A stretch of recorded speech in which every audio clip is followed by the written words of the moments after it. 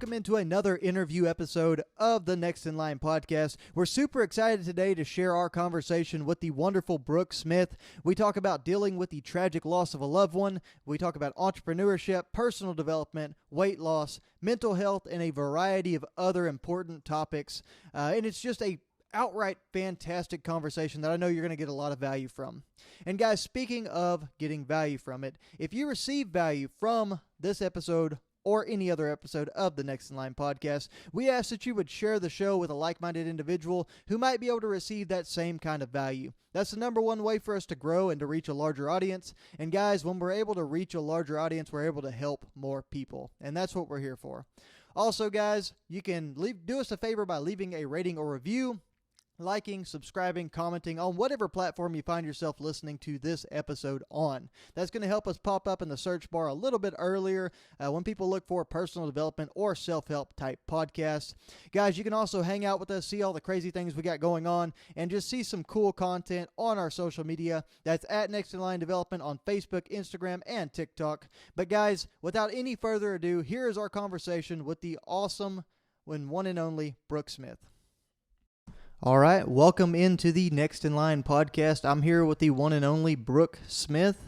Brooke is a friend of mine from college. She's had an awesome journey here lately in the personal development space, kind of across the board. We talk about the three main sections of personal development in life, which are the spiritual, mental, and physical aspects. And you've had some great stuff going on lately, so welcome to the podcast. Yeah, well, thank you for having me. I'm very excited about it. Yeah, so, I think personal development, you can't just work on one thing at a time. It's a very, holistic approach to it, and it's very hard, and I don't think a lot of people realize that when they start getting into it.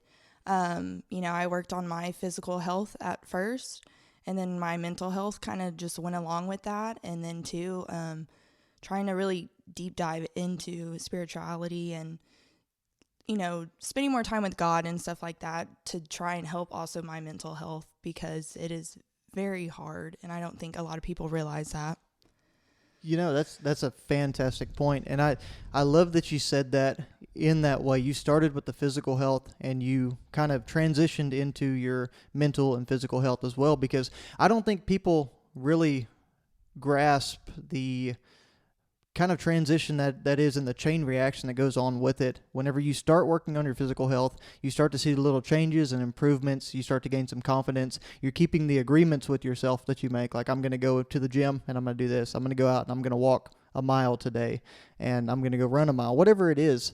And you build self-confidence through completing these agreements with yourself, right?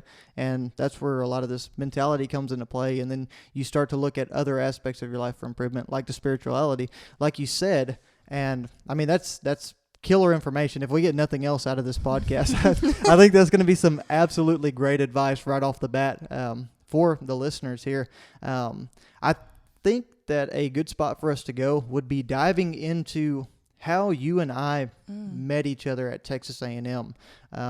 What was your major? What did you study? My major was agricultural communications and journalism.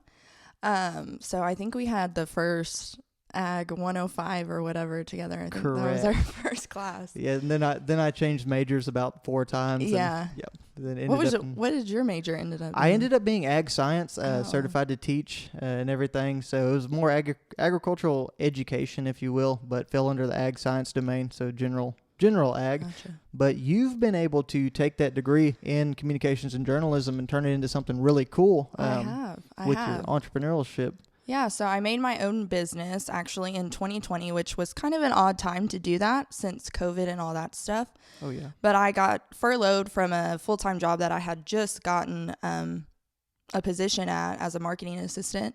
And so I was like, well, I still kind of need to make money. I don't need to just, get money from the government. I need to make my own income. So my parents kind of helped push me to go on this journey and make my own company. So I kind of do website design, social media management and advertising, marketing, a little bit of SEO stuff. And I still do not know everything, honestly, because everything constantly changes, but I just had to put my foot out there and just kind of get started. And after that, it kind of all just started falling into place.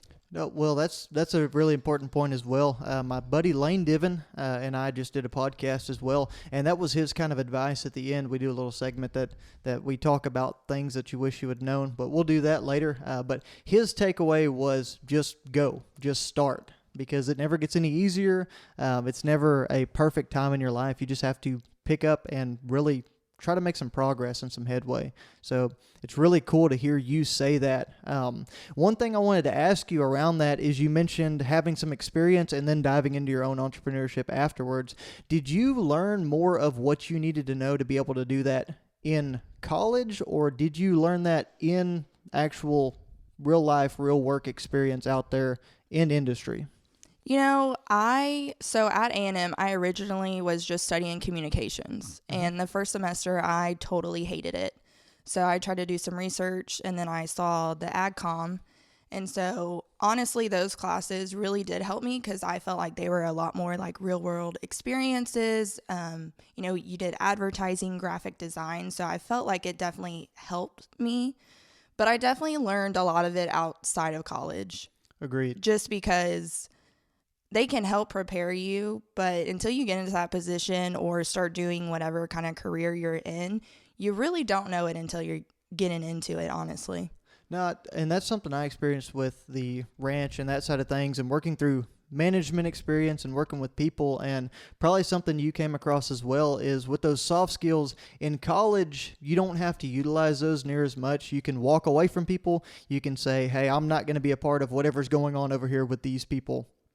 But in real world application, like the jobs that you've had and the situations you found yourself in, that's not something you can really walk away or do. You've got to learn how to deal with people, right? Right. Yeah. And dealing with people is like the number one thing, I think, in all jobs, whether you have, you know, you're a nurse, whether you're a CEO, like whatever you're doing, you have to deal with people.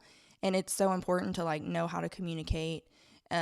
You know how to tell someone when you need help, or, you know, they're not, you know, expressing themselves right, you know, they're angry or something like that. Like, it's just really hard. And I don't think a lot of people understand that either, or know how to deal with it. I think so, and that's only something you can get from having to deal with real world issues, and a lot of people get exposed to them in different times.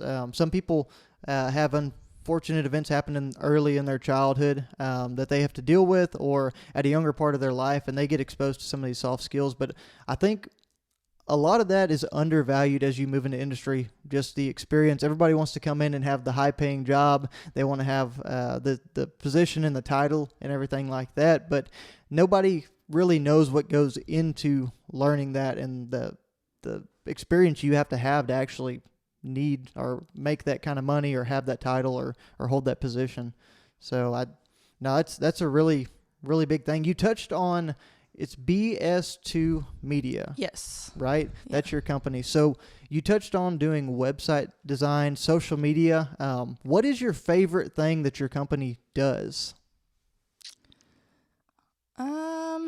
I would have to say I really do like helping the company kind of understand their brand and their audience, because that's kind of the social media side. I really do enjoy that. And I think that's where I have my most experience. Mm-hmm. So I really like them, like, trying to understand, okay, like, this is a message I'm trying to convey to my audience. Whether or not you're a business and you're trying to sell your services, like, it's important to know your brand, what you believe in, and how that comes across to your future customers. I think that's really important. And you said some awesome things there. One of the ones that resonates with me is, as I try to brand myself, as I try to market to potential customers and an audience through Next in Line, one of the things I really have to remind myself, and I think a lot of people get away from in the business and entrepreneurship space, is that you're doing this to help people, right? The whole point of a business is to solve a problem. Right. So you don't want to lose sight of that, and I think a lot of people do. So I'm really glad that you made that point. With your media company and entrepreneurship, it can be extremely challenging. Are there some things that you wish you would have known before you started out on your own into the business sector? Definitely. I didn't think how much I still like need to learn.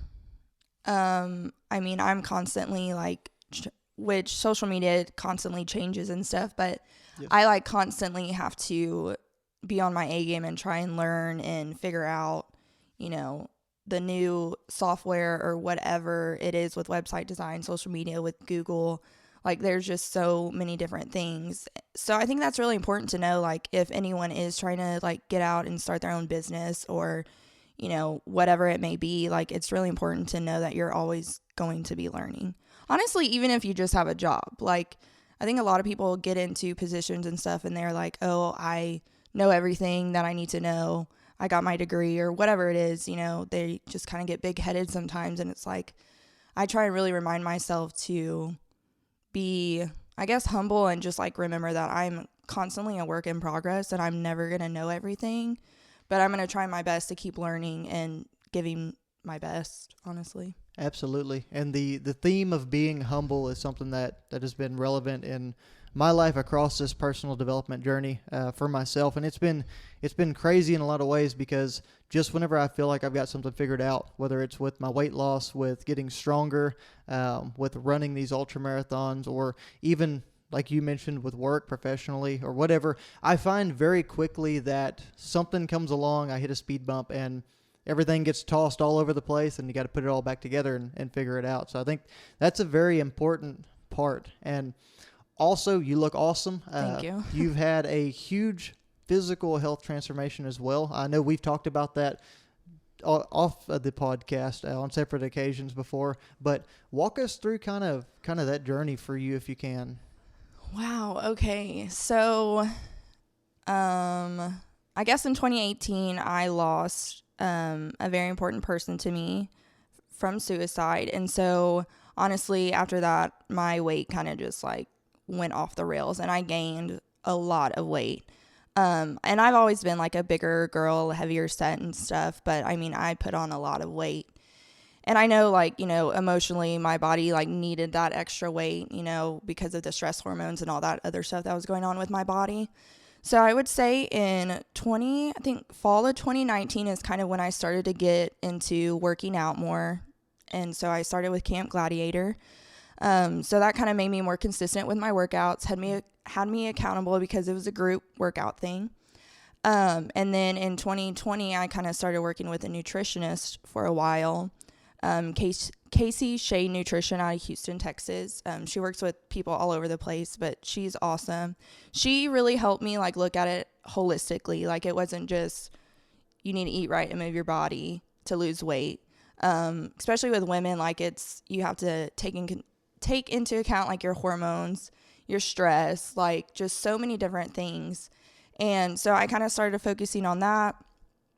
And then honestly, in 2021, my mom got diagnosed with colon cancer in May. Wow. Yeah, I don't know if you knew that or not. I did not know that. That's insane. Yeah, so she's good now. She's in remission. She got all of that removed, and then she did 3 rounds of chemo. They wanted her to do 12, and she was like, I'm not doing any more chemo because it was just so hard on her body. Oh, I can imagine. That's insane. Yeah, so she started reading all of these different books and stuff about holistic living and eating better and, not eating so much processed stuff, looking at the ingredients in your food. So I guess in like June of 2021, I really started to kind of go down that route. And so, I mean, honestly, the weight just kind of started falling off as I was more intentional about what I was eating, moving my body more. And honestly, I quit Camp Gladiator this past fall. Partly because of my shoulder and arm injury, but two, just because it was so high intensity. I don't think my body really needed all that. Sure. I do some high intensity, but for the most part, I've been walking and doing like low intensity movements, weights. And so, yeah. I also, for women who listen to the podcast too, I got off birth control. And so that just like totally messes with your hormones and stuff. So I think after getting off that too, like my body just was like, oh, okay, like we're trying to get healthy. We're trying to balance our body. So just like it really did help a lot.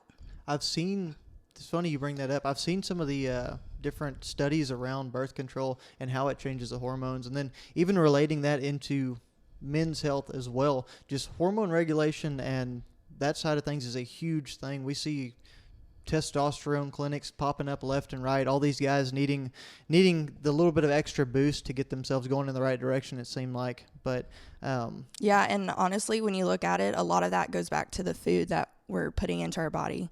Not just food, but to like fragrances and plastics, all these different kinds of things. It's crazy. I agree completely. I actually the holistic lifestyle is something that's attractive to me. I'm actually on paleo now, so it's more of a natural and sustainable diet. Obviously meats, berries, fruit, nuts, vegetables, that kind of thing. So it's something that takes a lot of those processes and a lot of that extra crap. Mm-hmm. I mean, that's what it essentially, is. yeah. and removes it from your diet, and I felt night and day difference. I'm telling you. It's crazy. So with a holistic approach to becoming healthier, what is a diet program, or what are some meals in the style, just some examples of that? Yeah, so when I was really like, I guess the word, very strict about it when I was first starting out, I would focus on my breakfast. And so women's hormones, like you really need to have a good breakfast. And too, like I have hypothyroidism, Hashimoto's. Okay. So like that was really important to get my blood sugar and stuff together. So I normally focus on like a protein, fat, and fiber. So I'll have like avocado toast with a fried egg on top, and then berries on the side for some extra fiber. And then sometimes I'll have like a little snack. So I'll have like a protein bar and maybe like a smoothie too, like a small smoothie. Lunch, it just kind of depends on what I'm feeling. Sometimes I'll have a sandwich and like a healthier thing of chips, or I'll meal plan like a 1-sheet pan. Those are my favorites. Because it's just easier. You put all your veggies on there and like a protein, and it's good to go. Absolutely. So, I mean, those are my favorite kinds of things. But, I mean, I still eat carbs. I can't say no to carbs. But it's just more whole foods. And that's very important. And on the carbs and on the even diving into some of the less healthy things with food, whether it's just sweets or alcohol or some of the other things that people describe as not ideal for living a healthy lifestyle. It's about sustainability, right? That's one of the things I had to find out about.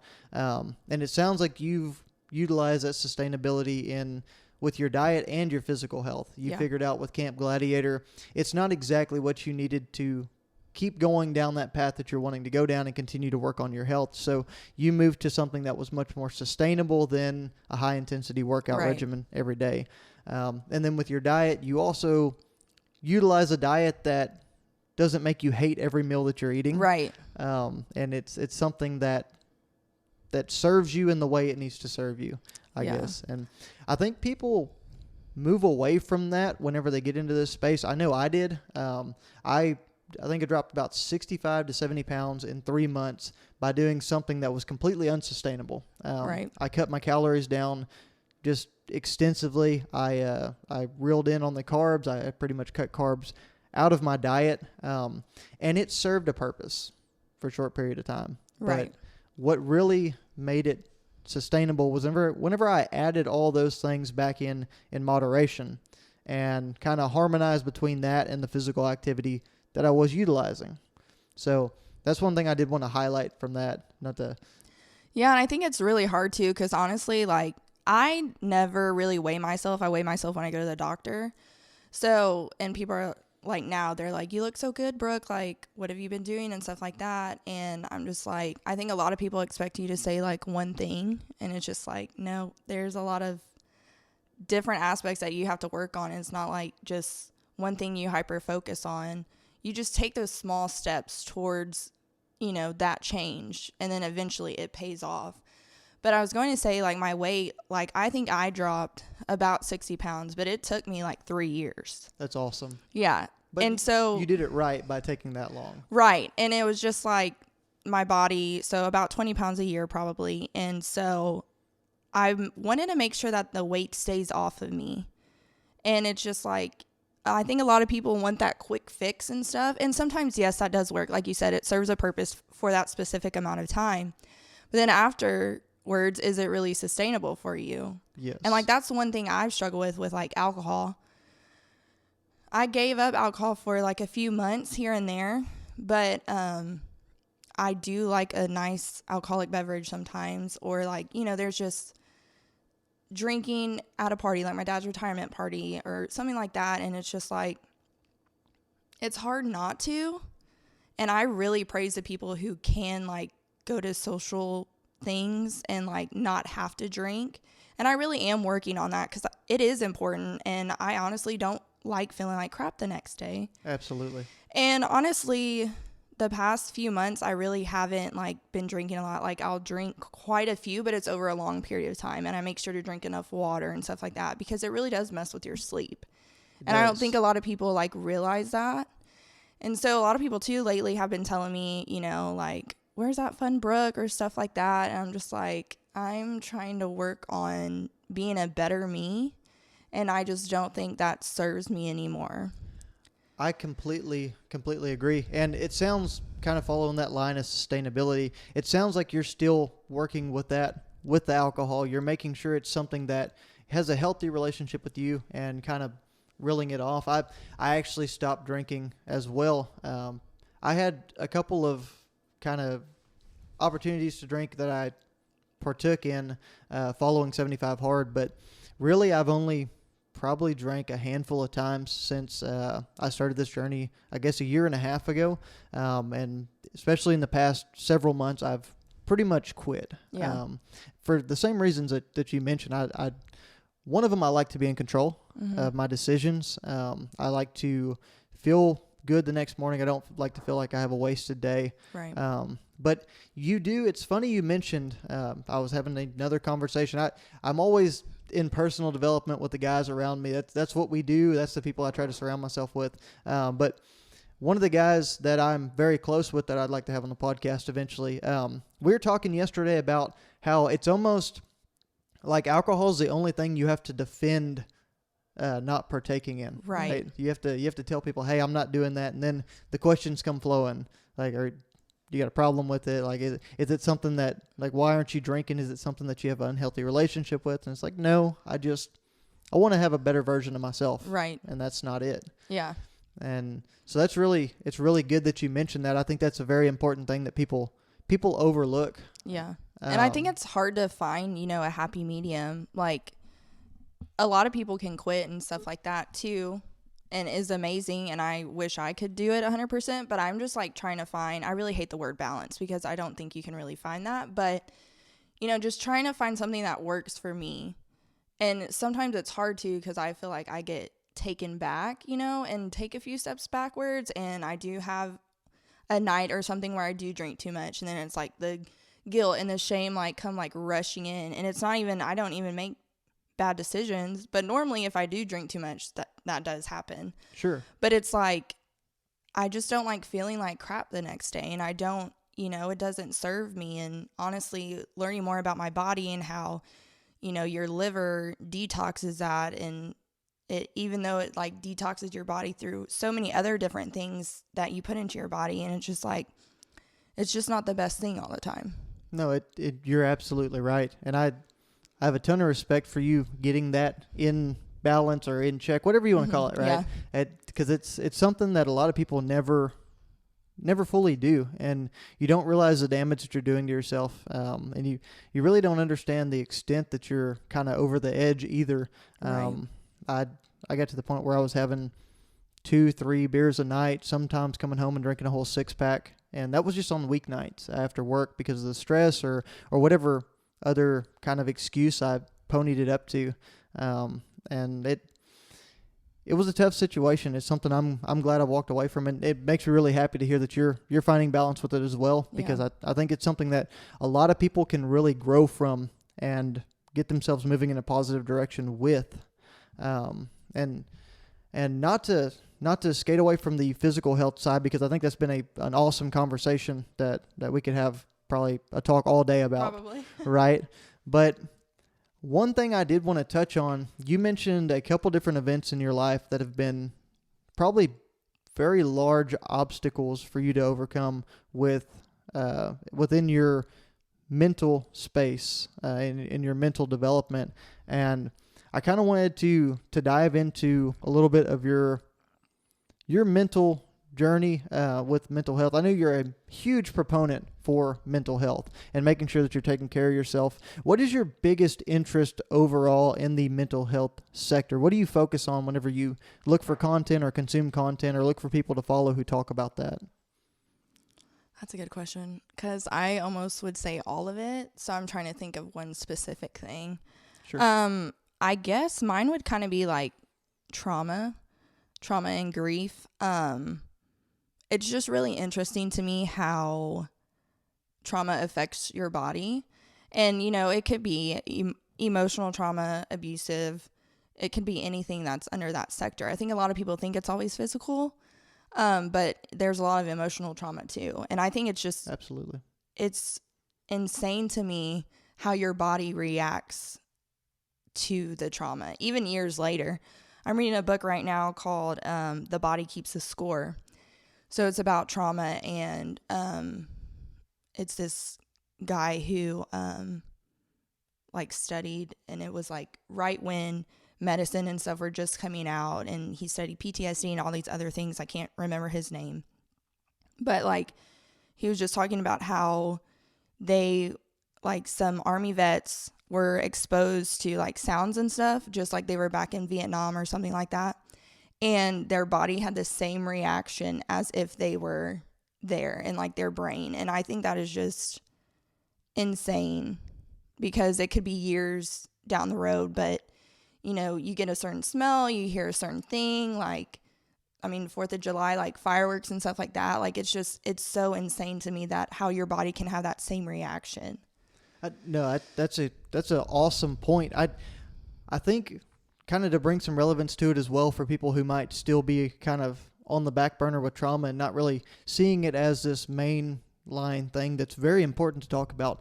If you think about addiction, there's a lot of studies that follow that same kind of mindset, just a millisecond picture, and the brain can register that. If they're shown a picture of a drug an addict is, they go through the full phase again. They go through the cravings, they go through the cycle of addiction, and everybody sees addiction as this huge thing and this mainstream thing that's a problem, but you're seeing a lot of connectivity there, a lot of I guess what I'm trying to say, there's a whole lot of similarities between a trauma event, a mental health crisis, or something that you go through that scars you, just like addiction. And it's something that really should be taken seriously. Yeah. And you've had a couple things come up here recently, with Austin, and obviously with your mom's diagnosis that I just found out about. Obviously, I'm sorry to hear about that. I'm glad she's making a lot of progress and going in the right direction. But with different things like that, how do you process something like that? How do you deal with some kind of large trauma? Is there certain kind of phases that you went through? Is there progress that you had to make and realizations you had to come to with it that maybe led you in the right direction, helped you move in a positive direction? Because I know a lot of people that listen to this podcast have dealt with things in their lives, whether it's something as small as something that has that trauma for me, and this might seem minute compared to the situations that you have, but I had a girlfriend back in the day that I thought we were pretty serious, and because of a very couple stupid decisions on my part, I screwed that situation up. And in a lot of ways, I was my own trauma, and it stuck with me, and it carried and resonated itself through many different situations in my life. And it was kind of throughout there, and there was certain things I had to do to kind of overcome that, and maybe it was just realizing that I was in control of that situation and I caused that problem. And your situation is probably a lot different than that. But were there any realizations kind of like that, maybe that it wasn't you. It wasn't your fault. It wasn't something that you really had all the control in the world over, right? Yeah. I mean, I think it's just really difficult. So first I'm going to play off that, because I think too, since Austin died, like, I have been needing a little extra help. Not so much now. I'm in a better place now, but 2-3 years ago, I was just making bad decisions, and I was fully in control. But of course, that trauma happened to me. And so I never really blamed it on his death or anything like that. But I did just make stupid decisions, drinking too much, going out too much, sleeping with whoever, like, just not good decisions at all. And until, like, I realized, like, hey, you're in control of this. It doesn't have to be this way. And, sometimes I still struggle with a few things, because it's just like, you try and take all those good steps towards, being a better you and stuff like that. And it's just like something will, like, throw you off. And, it's important to, even if you make that bad choice again, like, just get back on the right track. Like, as quick as you can notice it and realize it, like, get back on the horse, keep going the right way. But it's really hard to do that. Absolutely. No, it was something I've struggled with in several points in my life, to just kind of, you check yourself and you get yourself right on the back on the right track, I should say. Mm-hmm. And I don't know. We've talked about a couple of people I've interviewed, and Lane Diven as well. Was there a pivotal moment in that time? Was there something, like, one day, for an example of that, like with my issues that I went through in my life with just not being the person I wanted to be? There was a time whenever I woke up, I was in College Station. They'd just gone out and drank really heavy the night before. I'd done some stupid things out with friends, felt like crap. I looked in the mirror whenever I turned around in the bathroom and realized that there's this huge overweight guy, this guy that's not mentally tough. He's not disciplined. He doesn't care about anything more than himself. And I just kind of had, in that moment, there's this realization for myself. Did you experience anything like that with this entire process, or was it kind of a gradual? Yeah, no, I would say almost a year ago, like last fall, I was making really bad choices. One in particular, like, when I didn't think that would ever happen to me and that I would make the choice to do that. And I was just like you said, I couldn't really even look at myself in the mirror. Like, Absolutely. and like, I would get ready or whatever, but like actually like looking at myself like in my eyes and stuff, I was just like, you are not this person. You do not, like, this does not add up to your morals. This does not add up to like who God says you are. This does not, and this does not define you, even though like I felt so much shame and guilt and just honestly depression. And it was just like, you have to do something different. So, I mean, I just decided to stop doing what I was doing and focus on myself and how I could be better. And then, just honestly look to God, pray, and know that waiting for Him is like better, because it's really hard.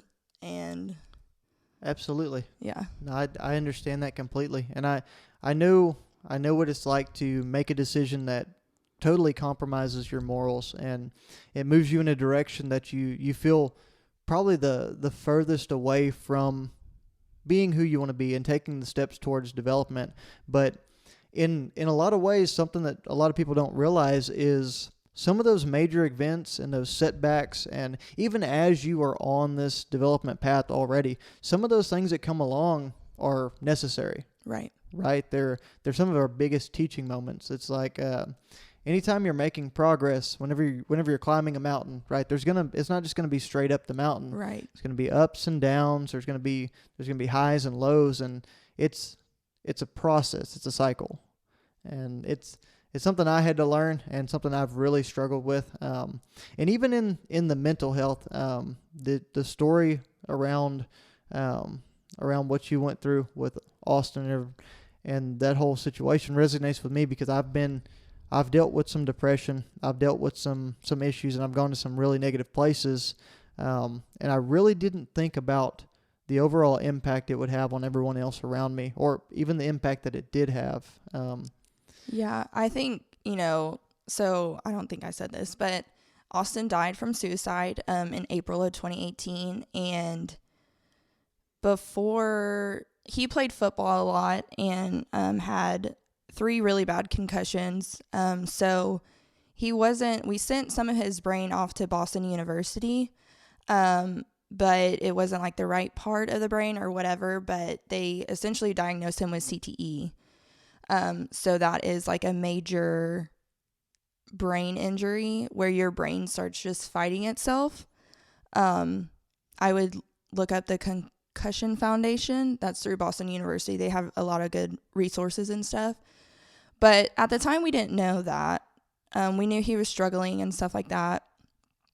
And so, his mom tried her best to help him. And, we were just trying to figure it out, trying to do all the things. He was on medicine, making good choices. And then it was like one night he went out and drank a lot and just wasn't making the best choices. And then I guess just coming down off of that, like it just, wasn't the best. And then he decided to take his own life that morning. And so we didn't find out till later that afternoon. But I mean, just like it's hard to put into words like the feelings you have around that. Absolutely. And it's like weird because I can talk about it and I can instantly like feel those feelings. Like I was talking about how just like remembering how that felt and stuff. And even to this day, sometimes I can just kind of have a flashback of that day, but it's important to me to like not remember that day of him, like remember all the happiness and his life, not his death. But I mean, that changes people's lives forever. Absolutely. And it, I have struggled with the negative part though too of it changing me because not making good decisions and, what do I have to live for or stuff like that. And it's like, and even before though, Austin and I dated for like 6 years and it was kind of off and on. Like we were young, we were not making the best, choices together, or we were still growing. We were so young and just kind of dumb, honestly. And so we broke up a couple times and, we were going to get married and it's like, I broke off our engagement, like I guess in 2017. So like a year and a half before he died. And so, I mean, even that too, like a lot of people had mixed feelings and stuff like that and probably have said stuff about me, and that's okay. I just had to make peace with it. And we were on good terms that fall. So I broke up with him in May 2017. And then like in October and stuff, we were on the come up together and decided to get back together for a little bit. And like, I don't know, like it's just really difficult when someone takes their own life because you think, what could I have done more? What didn't I do? What I should have said this, I should have done this. And it's just, I had to finally figure out like a peace with it.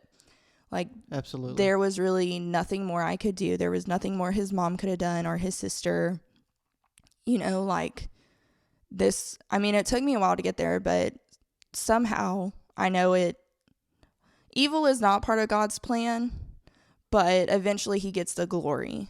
So it's like, I had to remind myself that God knew this before I did, and so I can trust him.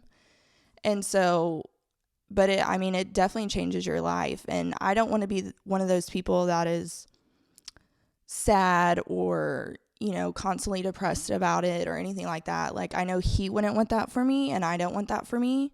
So it was just really important for me to change my life. And so, we started a foundation in honor of him, the Big O Foundation.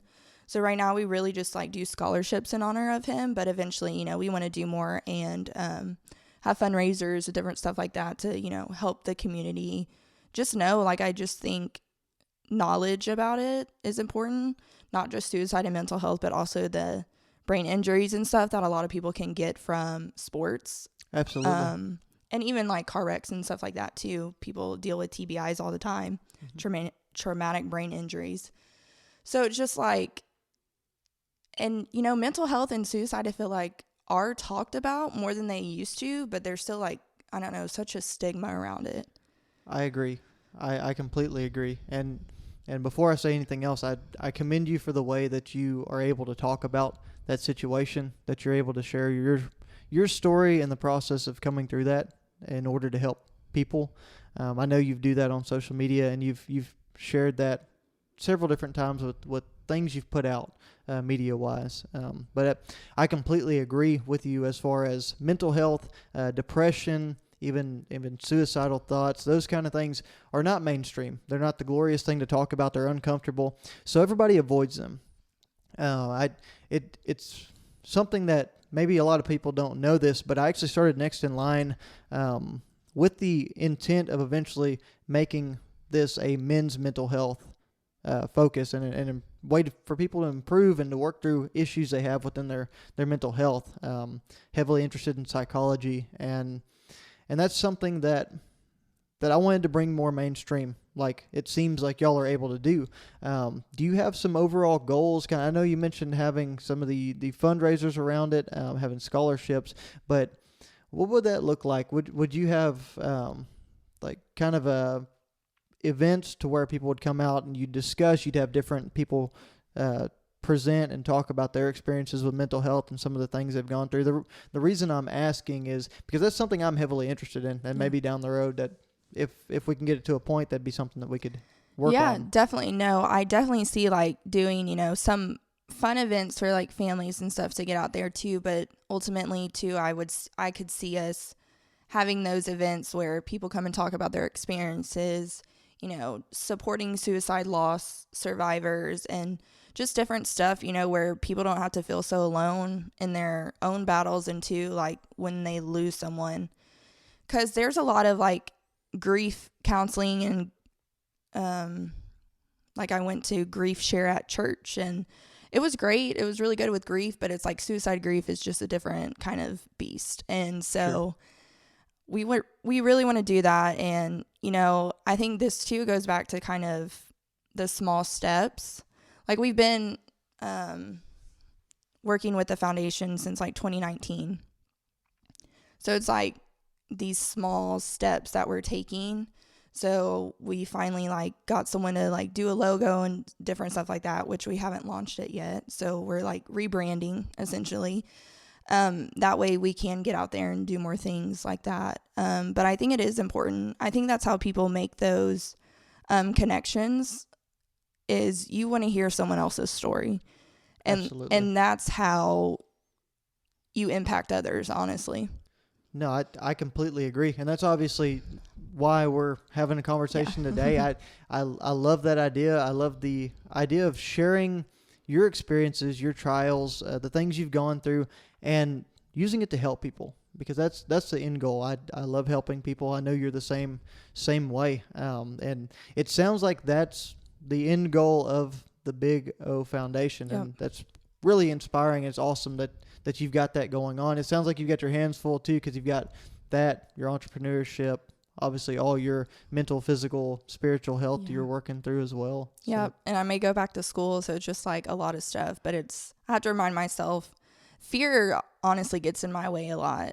Sure. And I just have to remind myself, like, that is the enemy. Those are lies. Like, you can't do it by yourself. You need God and you need other people, to help support you and stuff like that. But yeah, for sure. Absolutely. How do you balance it all? What's the secret? Notepads? I don't think I do a very good job at it, honestly. Sure. But yeah, I mean, I try and write stuff down. I've been using my phone calendar, and it's just like, I think sitting down and talking to other people too helps you be accountable. No, absolutely. I completely agree. And I've just got a couple more questions for you. I don't want to take up your entire Independence Day as we're shooting this on the 4th of July. That's fine. I don't have any plans but to work. So. Well, there you go. Still, I know you're a very busy person, but a couple more questions I wanted to ask you. One of which would be, I ask this to every guest that comes on the Next in Line podcast. What is next in line for Brooke Smith? I know you've got a million things going on. You talked about entrepreneurship. You talked about your development journey. You talked about the Big O Foundation. What's your big focus? What's your big push, and where do you think the biggest area of development you're going to focus your energy on going forward? I know it's a balancing act. But It is a balancing act. I think my biggest thing is, honestly, right now, we talked about physical, mental, and spiritual. Gonna work on my finances, honestly. I think that's another thing, too, a lot of people don't talk about, too. Like, putting yourself on a budget, realizing all that, and getting it in order. So doing that, I'm thinking about going back to school. So kind of getting my finances in order for that, too, because I would like to not take out a lot of loans for that. Absolutely. And then, the Big O Foundation, I would like to do a fundraiser possibly by the end of the year. However, I don't know if it's the best year because inflation and all that, but we're going to figure it out. Sure. And kind of promoting my business a little bit more. I kind of started it and just had word of mouth. So I've been working on my website again and going to promote myself a little bit more. So I think that's it. Yeah. That's awesome. You got a ton going on, and it's really cool to hear everything you're engaged in. It sounds like we're kind of two peas in a pod there with just keeping ourselves busy and trying to make progress everywhere where you can. Yes, definitely. What major, or I guess what area of study is the word I'm looking for? What area of study are you looking to dive into for your continued education? So it would honestly be very opposite of what I'm doing right now. It would be counseling, actually. Okay, so absolutely. I love that. Sounds like it'd be right up your alley, and that'd be something you could really help with. Yeah, so I've kind of struggled with it the past couple years because I applied for like U of H Victoria, and I was enrolled in classes, and like a month and a half in, I was like, this isn't the right fit for me. So I withdrew. And then I've applied to a couple other different places. And so after that, though, I was like, is this even for me? Like, I kind of felt God pushing me that way. But then I was like, well, this didn't work out. So I've looked into a couple other programs. But I'm like, if I don't do it, I think I'm going to really regret it. So. Absolutely. I can understand that completely. Yeah. I think the final thing I'm going to bug you about today, the final question I've got for you is, whenever you started this personal development journey, what is one thing you wish that you knew going into it that you struggled with, or that you dealt with, or that now you know, and some advice you could pass on to somebody looking to start their own journey? I would think it would just give yourself time, honestly. Like, I think a lot of people in this day and age is like immediate gratification and stuff, and you want it now, and you want it to change now, and it's like, it's not really how it works. Like, you have to be patient with yourself and just, like I said before, like, keep those small steps going, and eventually they're going to pay off, but you're not going to see it right away. So you just gotta keep the faith, honestly. No, that's great advice. That's something that I think is going to add a lot of value to a lot of people listening to the show. And if you want to keep up with Brooke, you can check her out on Instagram. That's Brooke A.Smith on Instagram. And you can also check out the Big O Foundation. It is the Big O Foundation, and that's on Instagram, Facebook, and we have a website too. Perfect. Check them out. Support a great cause. And Brooke, thank you so much for allowing me to stop in and ask you some questions today. For sure. Thank you for having me. Yes, ma'am. Guys, I hope y'all enjoyed that wonderful conversation with the awesome Brooke Smith. I know I took a lot away from that conversation. I hope you did as well. If you did, make sure you share the show with like-minded individuals. Make sure you're checking us out on social media at Next in Line Development. Go support the Big O Foundation, guys, and always be prepared for whatever is next in line.